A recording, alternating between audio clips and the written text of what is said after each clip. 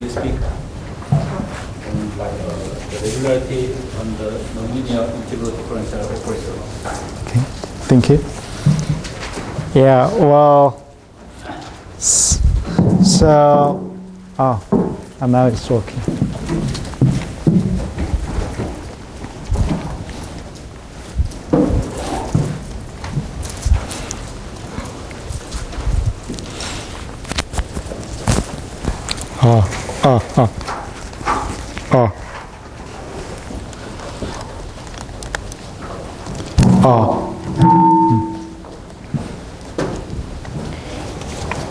Yeah, well,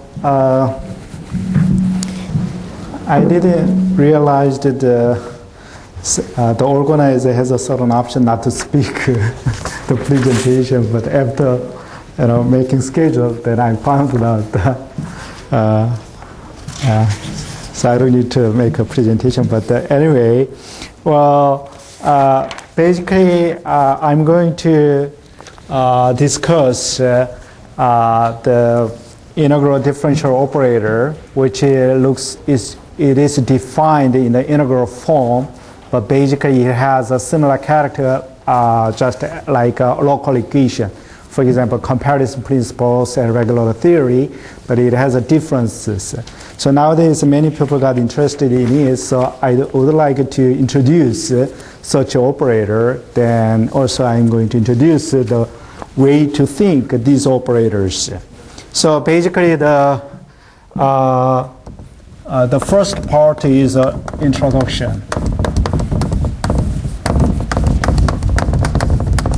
So the operator L of U at a point x is given in this following form: 1 minus sigma, so sigma, and it's an integral on the whole domain. And you take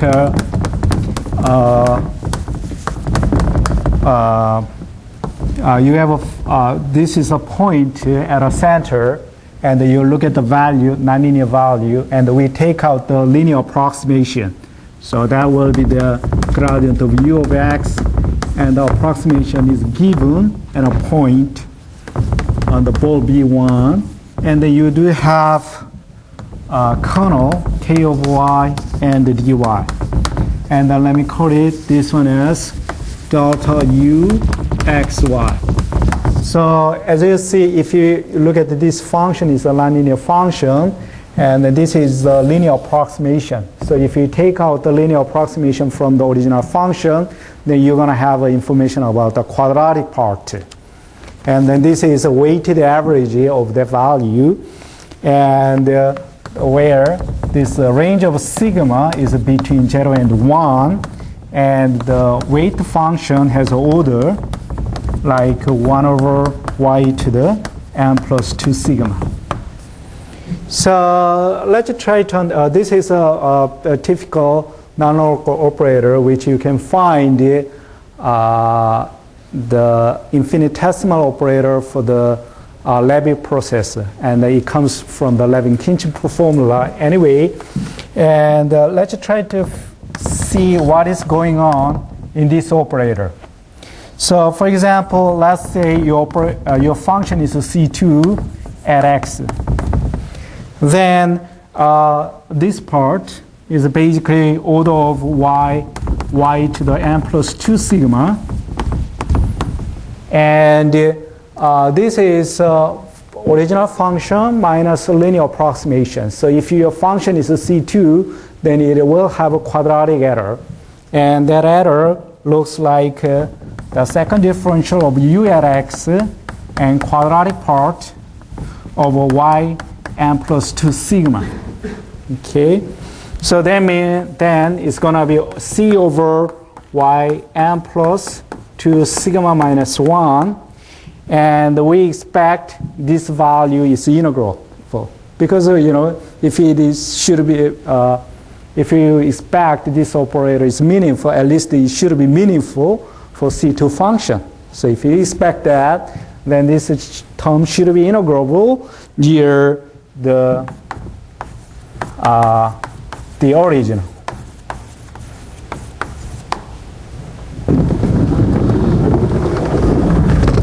integrable in B1 if sigma is less than 1. So that is the one condition for the weight function.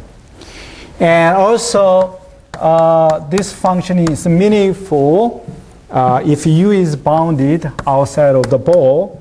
So let's say u is bounded, then this quotient is less than or equal to c. Okay. Then if you look at the delta over this weight function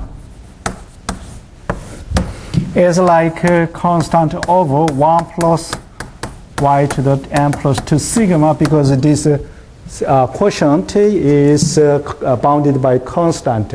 So the linear part y times the gradient of u is only meaningful in the B1. Outside of the B1, that term goes away. So basically delta is bounded. Okay. Then this function looks like this for y is Rn and the B1. And then we expect this term is integrable.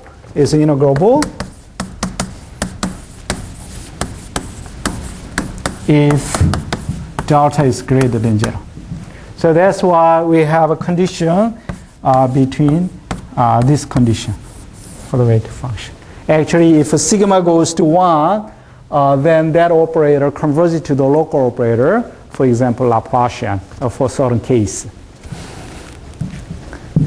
And the other remark is if K is symmetric kernel, that means if you plug negative y in K, then you have the same value. So it's a symmetric function. Then this term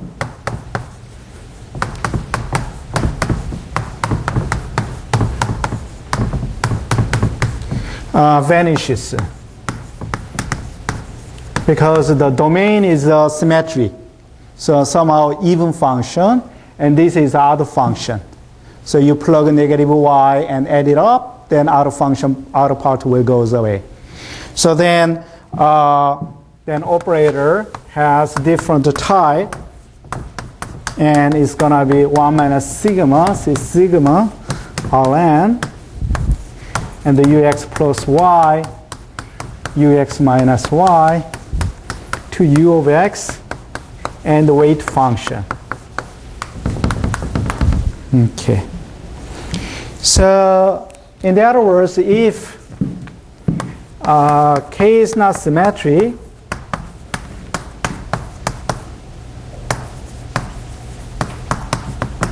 then this term doesn't go away. It will persist. So that is the key difference between the symmetric kernel and the non-symmetric kernel. Will persist.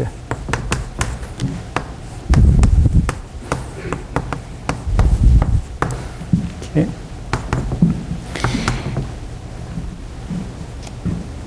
And well, this operator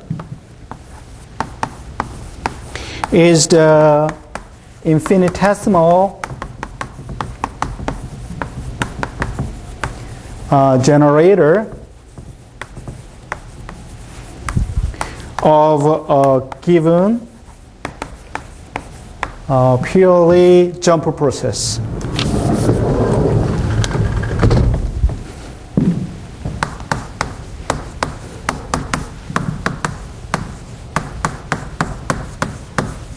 And also you can create nonlinear functions through the stochastic control or game theory.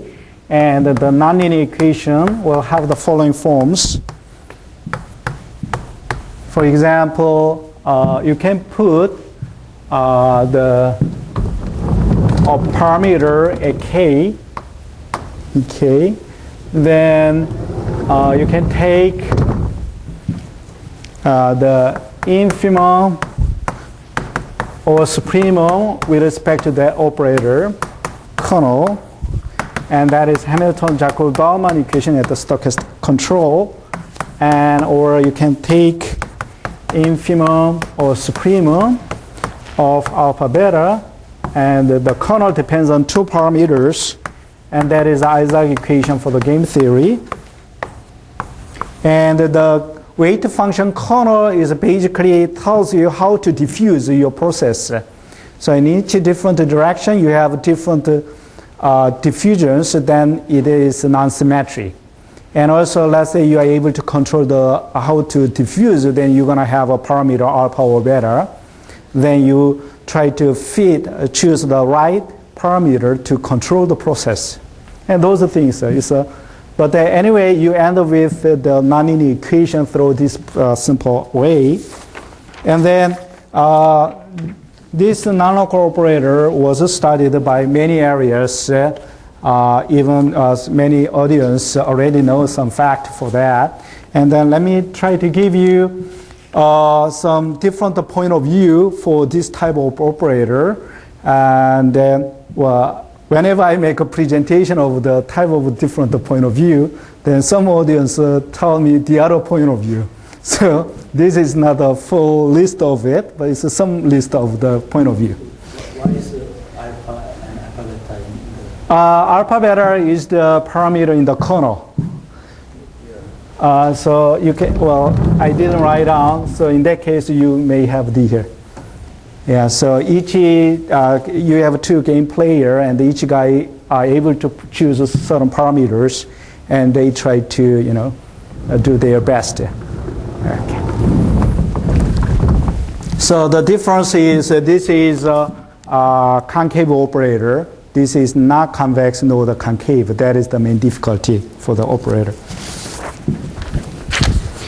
So second part is a point of views. So the first one is the via the Fourier transform.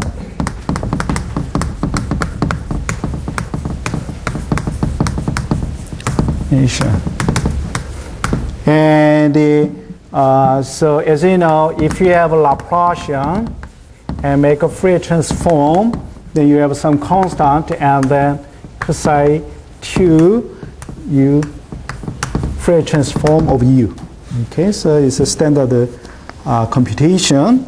And then the fractional Laplacian is given like if you take a Fourier transform of it, then it's going to have, it depends on sigma, and 2 sigma u sigma. Okay. So in the other words, this operator will be defined through the inverse Fourier transform of this quantity. And here the absolute value is important because it doesn't look at the directions. But if you look at the Ricci transform, then it doesn't have an absolute value, so you have directional information. But if you take absolute value, it's really like a diffusion. Okay, so then, well then you can see very simple computations, like if you apply two Fourier transform operator, then you're going to have a sigma 1 and sigma 2 as simple algebras. And if you have 1 u, so sigma of u converted to standard Laplacian if sigma goes to 1. Okay, so you recover local operator. So in the other words, your weighted function is very concentrated at a point. Then you doesn't look at the other information. So it will be really localized if sigma goes to 1. And if sigma is 0, then it's a simple identity map. Okay? You can verify through the Fourier transform. Okay. And then this point of view was used especially for the geostrophic equations or the fluid dynamics, non-local fluid dynamics equations. And then usually what they do is they make a Fourier transform, and then at the phase space you divide the zones, then get the estimate and recovery. So that is the standard method there. But as you know, the Fourier transform really relies on the linear structure of the operator. So It may work there, but it doesn't work in general setting. Okay. And then the other point of view is so it nowadays it used for the semi-linear equation things. Then one of the way to look at is you look at it as a convolution between the kernel and the UP. Okay, so what I mean is basically you look at this one is minus sigma u to the p, but you have a fundamental solution, right? So instead of k, maybe I choose maybe gamma and the convolution. Okay. So then you have a specific shape over here. Then for special p, then you have symmetry things, like you can reflect it, and then to find the fundamental special rotation symmetric solution, they use such structures. Okay. And third one is you can look at this equation in terms of extension problem. So one of the way to look at the jump process is kind of boundary behavior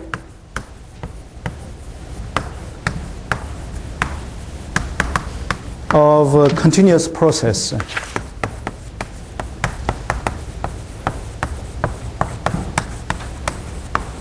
So for example, over here.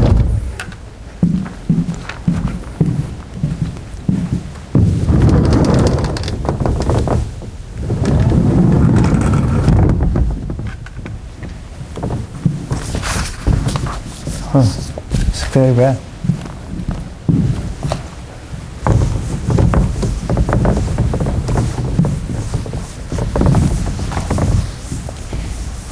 So jump process is your process is moving. By a certain moment you have a jump. It's moving, have a jump.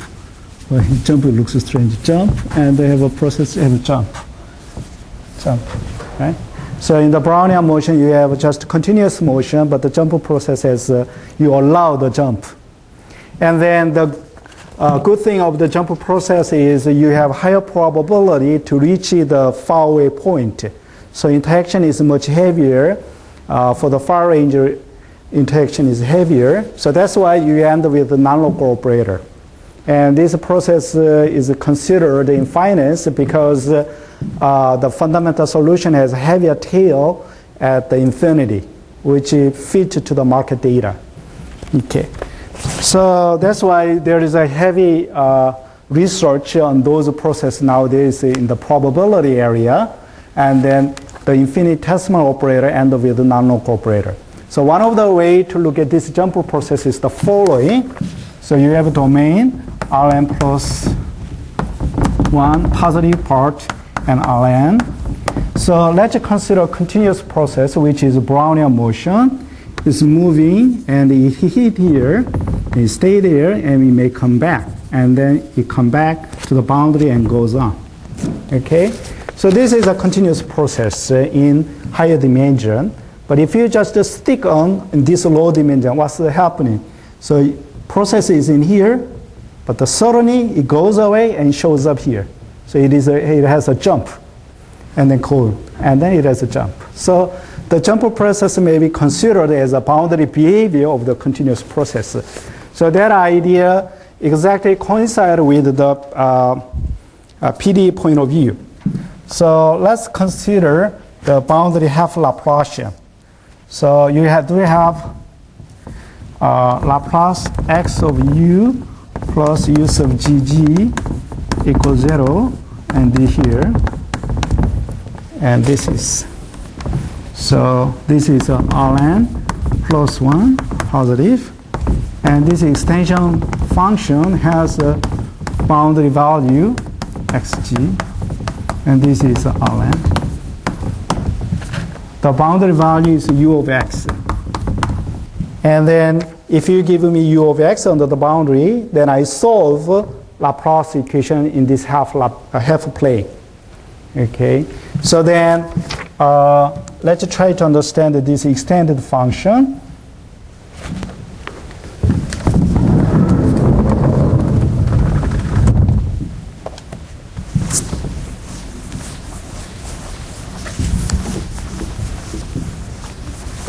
Then u star zz is like minus u sub x u star. Okay, and then this one is like you take this differential square and u star, right? So you apply one differential twice, then you get this one.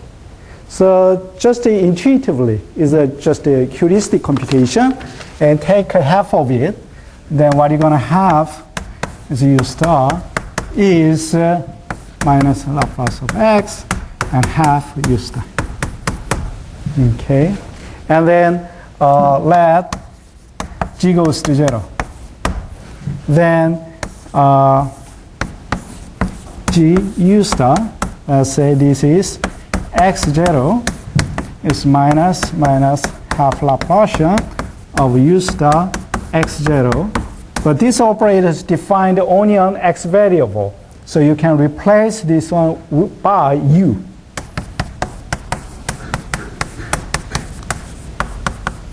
Okay?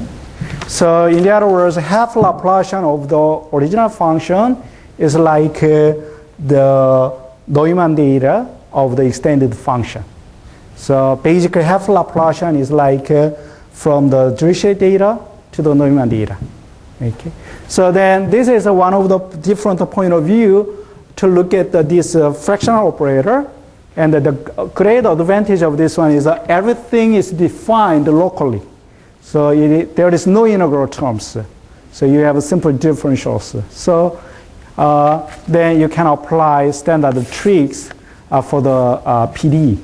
So that is a great thing. And also, if you want to look at the different fractional operator, then you may consider more degenerate or single operator.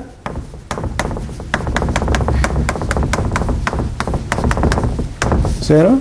And this sigma of u is like a limit y z goes to 0, y goes to 0, and y to a star y, xy for a is 1 minus 2 sigma. Okay.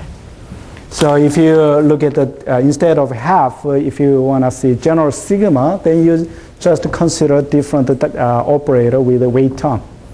And this weight term is not that bad because it satisfies AP condition for the degenerated operator.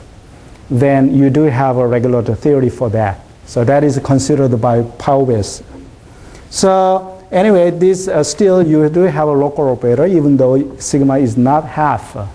Okay, but this point of view is good if you operate as a kind of divergent structures. But if you look at the fully nonlinear structure, then you don't have such extension method. Okay, so in that case, you really need to look at operator as it is. So that is my last point of view for the operator.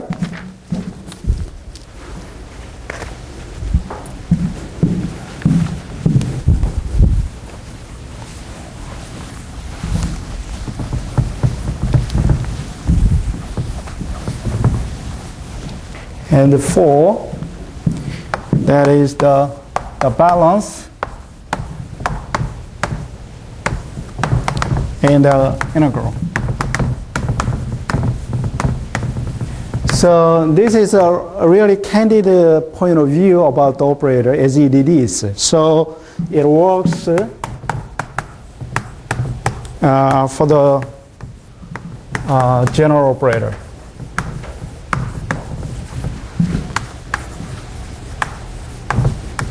Okay, so let's go back to local operator. For example, what is the Laplace of u?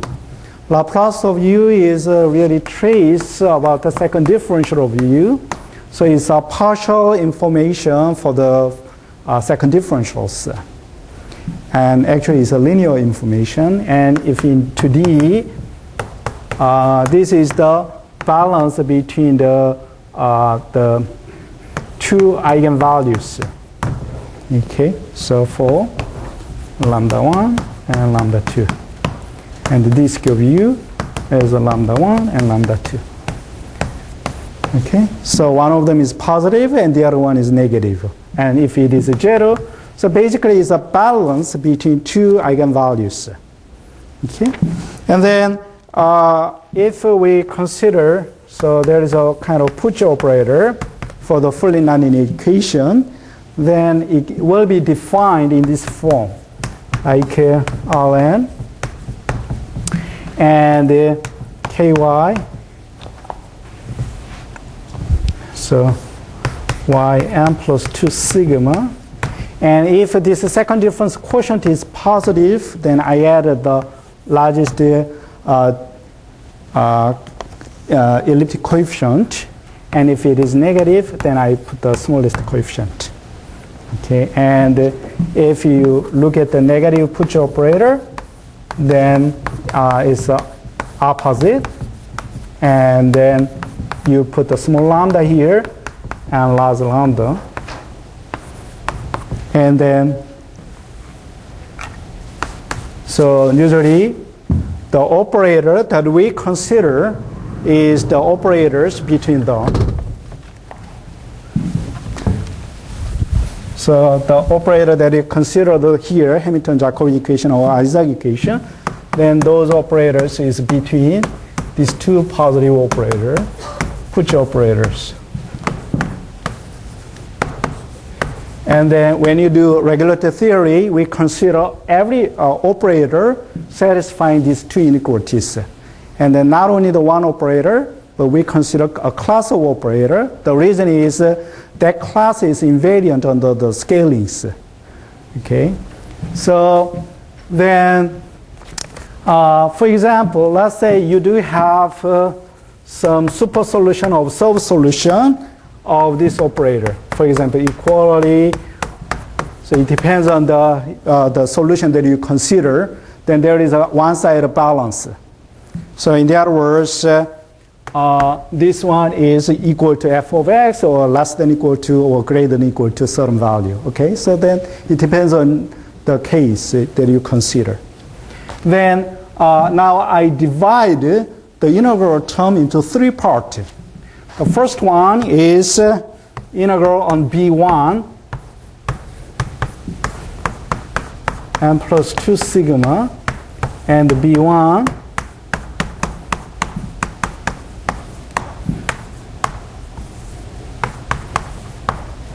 and then outside of B1.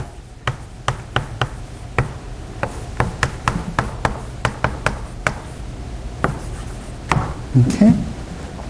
So the kernel has a singularity when y is 0, and the other part is rather okay. Okay, so this part is basically as we impose the condition saying that sigma is greater than 0, so that this is integrable. So this is a basically bounded term. And this is a bounded term. So the equation is really the balance equation for these two quantities. And if you are able to control one of them, then you can control the other one. So that's the what the operator says. So then,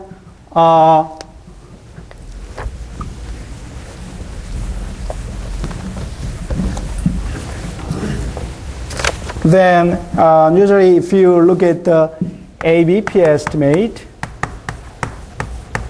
or viscosity method, what you do is if you have a function, then you touch the polynomial from the one side that you discuss.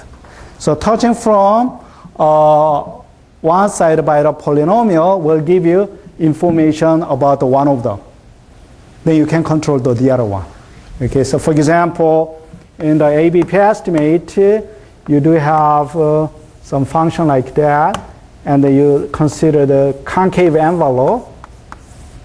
Okay, so then let's say your point axis lies here, then if you look at this quantity, okay? So what is this quantity? Original value minus a linear approximation. So you have, if your x is here, then this is your linear approximation. Your function stays below this linear approximation. So in the other words, delta positive is identically 0 in B, well, let's say it's 1, then B1y. Okay? So if you consider such a point, okay, concave function is touching at this point, that will tell you immediately that delta positive is 0. So you don't have this term. So then you do have this term. Okay? So then you have the information for that. And then there is another point of view to look at this quantity. So this integral is, well, the weight is changing. So then one of the way to look at this integral is the summation.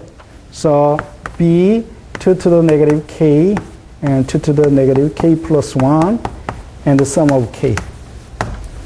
And then lambda delta negative and y to the n plus 2 sigma. So then here the weight function has an exact order. So it will be like a summation on k and 2 to the k and some number. Okay? So this one will be like a summation. So, and for example, if it is good, then what it says is, well, this is basically the information on each ring. Okay, so I divided my domain into the rings. Okay, and if a summation is good, then what it says is if every term is bad, then it turns out to bad, right? So it cannot be. So one of them should be good. So then this summation usually tells you one of the ring has a good information. Then that is your starting point. Then concave envelope has a geometric shape. Then use the geometric shape, then actually we says it is really good in this zone. So that is the standard steps. It's a delicate step, but that's the way to look at this integral quantity.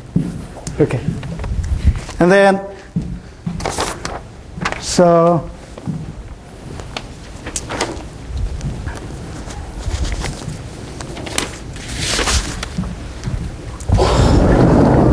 this is basically I summarized how to look at this operator, and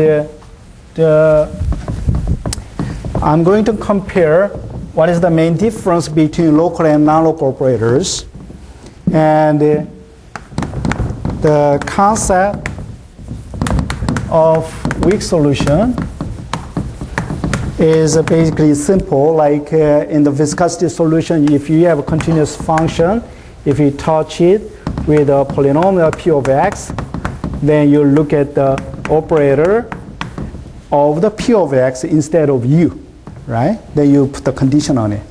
Okay. So this is a value of a function because p is a quadratic function. It has a nice second differentials. But here you have an integral quantity. So you really need to look at your function in the whole length. So what you do is test function has in this form, like p of r is p of x in a small region, and outside of that you will just keep original function. Okay, and use this one as our test function, plug in the integral, and then we define as we does the viscosity solution in the local operator. So that's one difference. It's not a big deal. And then now let's go over what is the Harnack inequality.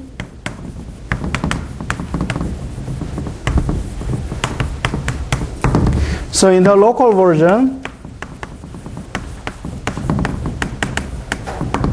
okay, so if u is non-negative in B1, then supremum of u and infimum of u is controlled like B1, right? And then the key difference is there is a counter example, non-local. It is no.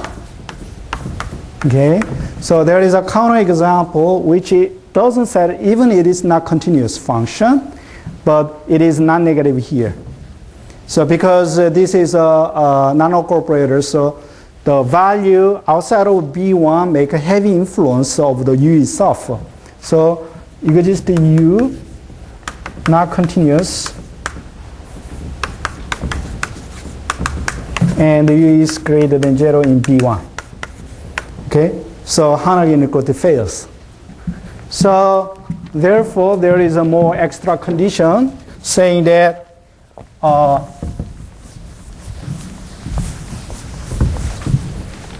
U should be non-negative in the Rn. So that is the one condition. It should be replaced that.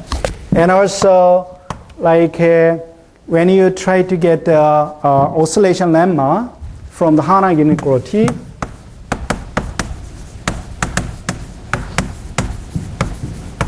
then what you do is you take max of U, BR, minus U of X, which is non-negative in BR, and then you apply Harnack, then you get the oscillation lemma, right?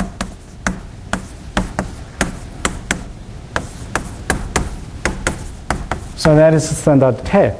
But here it doesn't work, right? So because you really need non-negativity in the Rn. So what you do is we take positive part of it. Then if you apply the operator here, then you have error terms, but they can be controlled. So that's a different point of view. And also, let me go over the main difficulties of the non-symmetric kernel.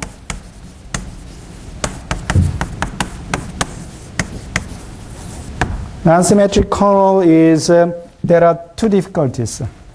So one of them is the main key part is this term.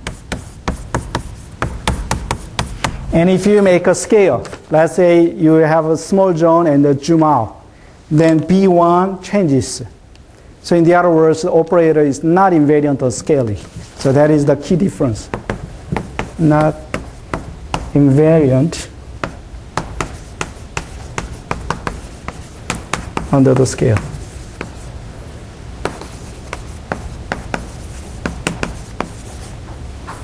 And also, if you go to the smaller and smaller scale, and you zoom out into the B1, then this function will be very large after scaling. So in the other words, the influence of this gradient effect is getting bigger and bigger if you look at the smaller and smaller zone to get the continuity or hold the continuity. Okay, so that is the drift effect gets larger as R goes to 0 in a smaller zone. So then there is some result with the Young-Chul Kim, who is here in the audience. And then, so there are two strategies. So if sigma is between half and 1, right? And then after scale, this one has a big influence, but still that is a small error term which I can control. Okay? The reason is the gradient effect is like 1 over length scale, but the diffusion is like 1 over L2 sigma. And if sigma is greater than half, then this term is dominating. So the influence is low all the term. So what you consider is consider all y gradient of u of x and b sub now r of y. Instead of 1, we consider all of the r where r is greater than 1. Okay? But the still influence is small. Then if you consider all of this operator, it's still invariant of scale. Okay. So 1 minute, I will finish that. Then if sigma is between half and 0, then this term is smaller than this one. So in the other words, the drift effect may be bigger. Okay, so one of the way, so that's why we need a different idea is the following.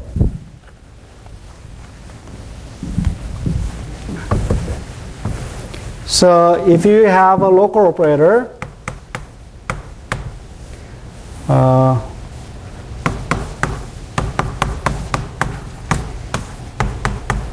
n plus 2 sigma, okay, so then delta is x, sorry, let me look at the local operator.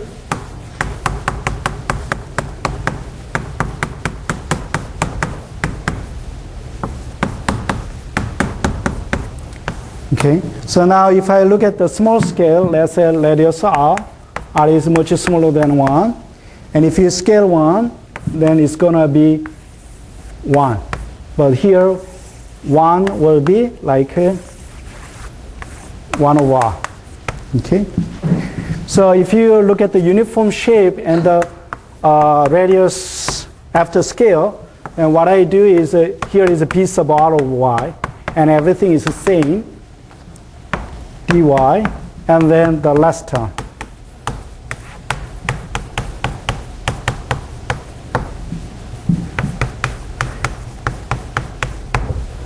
Y characteristics b1 p sub r.